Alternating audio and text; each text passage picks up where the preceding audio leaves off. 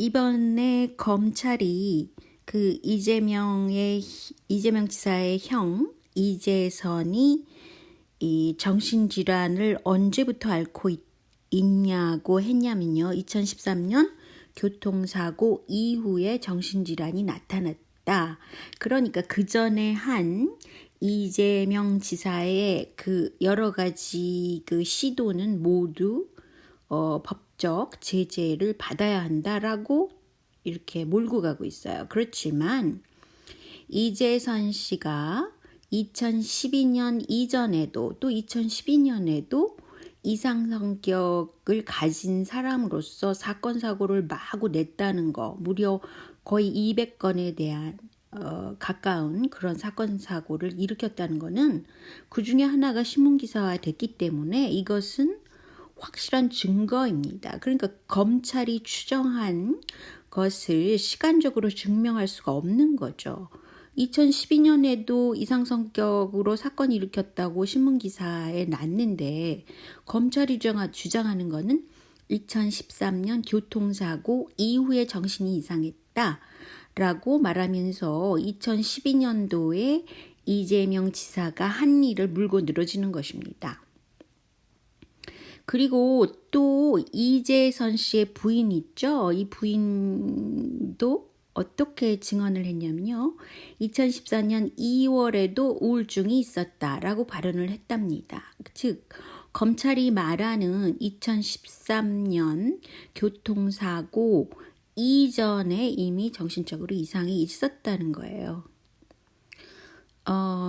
그래서 지금 이재명 지사를 이렇게 비토하고 괴롭히는 거에 항의해서 한국에 좀 추운 날씨 아니에요? 겨울이면?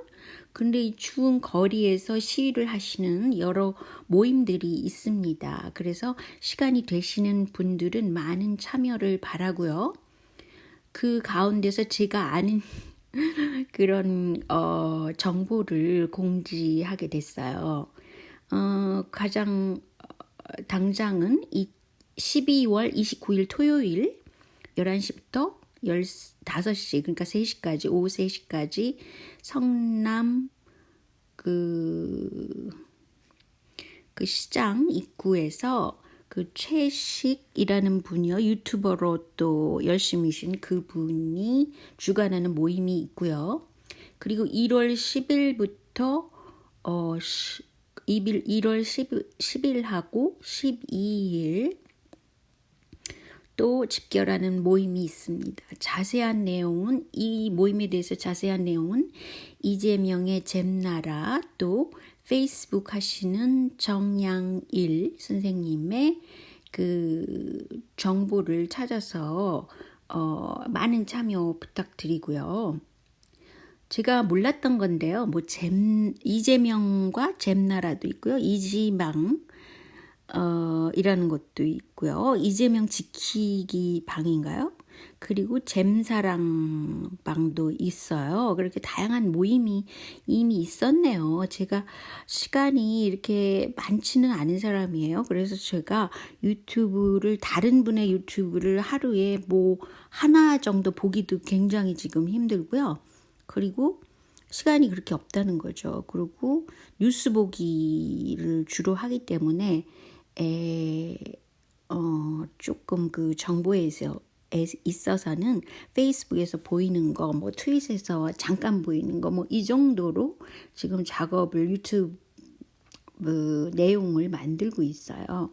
그래서 제가 지금 돌아가는 상황을 잘 모르고 있었던 부분도 있어요. 그래서 이 기존에 있는 모임을 하고 계신 분들이 더 많이 알고 계시겠죠. 그래서 저는 되도록이면 활동을 하긴 하지만 이분들의 모임을 보조하는 식의 작업을 일단은 해보도록 하겠습니다. 그래서 제가 요즘 추진하는 거는 이분들이 이미 가지고 있는 그 차량 스티커 그것을 제작해서 그 온라인 쇼핑으로 그냥 개인이 사게끔 그렇게 하는 시스템을 하나 만들려고 하고 있는데 잘 될지 안 될지는 아직 모르겠습니다. 열악한 그 환경 때문에 죽음까지 당한 그 젊은이 김용균 님의 희생을 통해서 드디어 그 위험의 외주화를 좀 고치자라는 산업안전보건법이 통과됐다 그래요. 이것은 28년 만의 일이라고 그럽니다.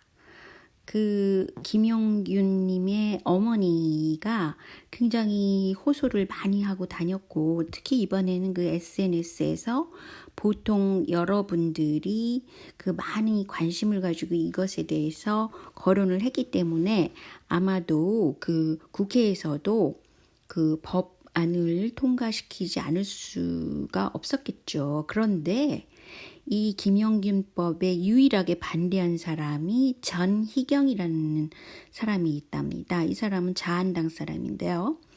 유일하게 반대한 사람이래요. 그래서 알고 보니까 그 사이비 보수의 싱크탱크인 자유기업원이라는 그런 연구기관이라 그래야 되나요? 그런 게 있는데 이거는 전경련의 지원을 돈을 받는다는 거죠. 그런 연구기관으로 유명하기 때문에 모든 그 법적인 것을 친대기업적인 대자본적인 그런 것을 위한 법을 만들려고 한다는 것이죠. 국회가 이래서는 안 되는데 한국이 거꾸로 가도록 하는 그런 싱크탱크가 바로 자유기업원이라는 건데 거기에 소속된 여자가 바로 전희경이라는 여자입니다. 어떻게 이런 사람이 한국에서는 국회의원을 하고 있는지 그 제도적으로 큰 문제가 있다고 봅니다. 왜냐하면 그 자본주의가 태동하게 됐을 때 유럽에서는 각종 문제가 나와요. 그러니까 비인간적인 그런 여러 가지 노동 상황이 나오겠죠. 그래서 그것을 이제 제도적으로 보조한 것이 의회에서 법을 바꾼다거나 그런 사회 제도를 보완한 것이 바로 유럽이죠. 그런데 대체적으로 두 가지로 그런 제도적인 장치를 마련했죠. 사회복지 제도를 확립해서 아주 그 하위층에 있는 분들의 생활을 좀 더 낫게 해주고 또 한 가지는 노동자들의 그 환경을 개선하는 그런 보호법, 각종 보호법이 막 생긴 거죠. 뭐 노동법이라는 것도 마찬가지예요. 그런데 그 영국형 그 나라들이 있잖아요. 호주도 그렇고 뉴질랜드도 그렇고 캐나다도 그렇죠. 근데 이제 영국법을 많이 갖다가 여기서도 캐나다에서도 하는데 그 노동자 문제를 법적으로 엄격하게 만드는 편이에요. 그런데 그것을 어기는 사람들은 굉장한 제재가 들어갑니다. 심지어는 문을 닫아요.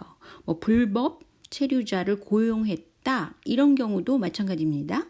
그 업주가 작은 식당에서 그랬다 그럼 문을 닫게 돼 있어요. 그럼 거기서 법을 어겼기 때문에 굉장히 엄격한 거죠. 마찬가지로 노동 안전을 해치는 그런 노동 환경을 만들었다. 이거는 굉장히 큰 범죄입니다. 그래서 기업주나 또 이 자본 측에서는 쉽게 그렇게 그 비인간적인 환경을 만들 수가 없어요. 그래서 그런 제도와 법이 굉장히 많이 보완돼야 한다고 생각합니다. 그리고요, 제가 지금 그 이재명 지사님의 그 문제를 너무 그 신경 쓰다 보니까 다른 것을 오늘은 제가 거론하지 않으려고 했는데요. 여러분 아고라 아시죠? 다음에 아고라. 이 아고라방이 갑자기 몇 년 전인가 그 축소됐었어요. 그런데 이제 축소돼서 굉장히 축소됐다고 느꼈는데 드디어는 그 이번 1월 달에 아고라가 문을 닫는답니다. 사실은 사회 부조리를 고발하고 마음껏 외치고 그런 게 아고라잖아요. 뭐 그럼에도 이런 장소를 남겨두어야 그래도 그 모양새가 난다고 생각해요. 그러니까 좀 더 민주적인 사회로 가는 거죠. 그런데 이것을 아예 폐쇄를 한다 그러니까 한편으로 아쉽기도 하고 한편으로는 오히려 왜 이렇게 강제적으로 그런 외치는 소리의 그 장소를 닫을까라고 생각하게 됩니다. 그 카카오와 다음이 합치면서 보다 뭐라 그랬나요? 굉장히 그 이윤 또는 이익 추구 그런 쪽으로 가고 있다고 생각하게 되네요. 그래서 굉장히 아쉽게 생각합니다. 그래서 사회가 점점 그 옳은 소리, 바른 소리, 사회 공정성을 위한 소리를 낼 수 있는 기회를 줄이는 것 같아서 아쉽습니다.